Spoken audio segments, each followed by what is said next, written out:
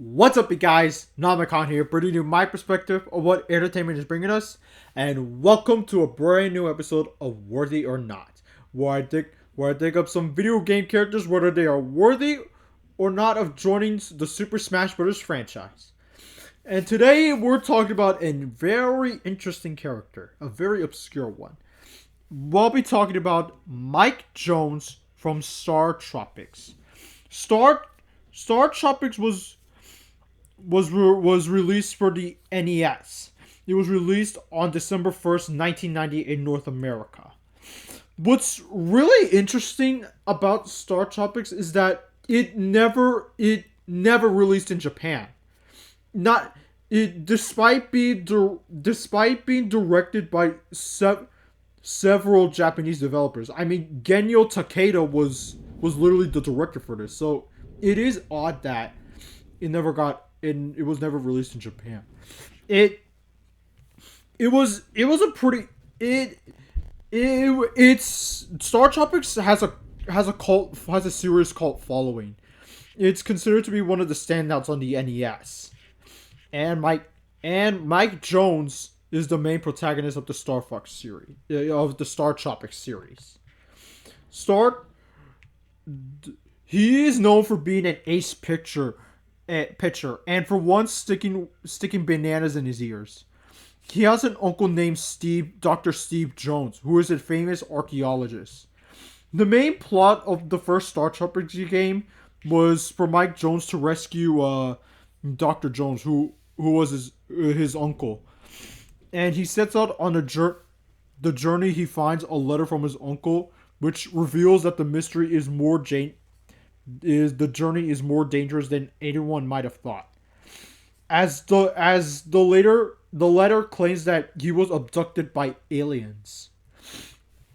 Now, Mike Jones has a pretty cool assortment of weapons. He has a bat, he has a yo-yo, he and he and he has and yeah, it's similar to it's similar to like Ness from Earthbound, the Earthbound characters, but Star Tropics has enough of a cult following so that I think he has a worthy spot of him being a really cool retro pick for Smash. Now, do I think he has enough content for DLC for Super Smash Bros. Ultimate specifically?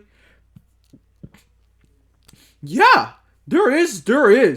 I mean, there's no sign of Star Tropics representation in Super Smash Bros. Ultimate. I mean, like, not even Mike Jones himself has a spear, which is kind of surprising. I mean, it makes sense given that the Star Tropics franchise is nowhere to be found in Japan. I mean, it Star Tropics is not even released on the Japanese version of Nintendo Switch Online, which is kind of baffling, despite despite the series being developed by Japanese developers. But it's odd, but what can you do about it?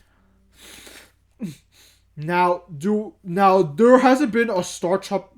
The last Star Tropics game was a game called Zoda's Revenge, which was a sequel to the first Star Tropics game.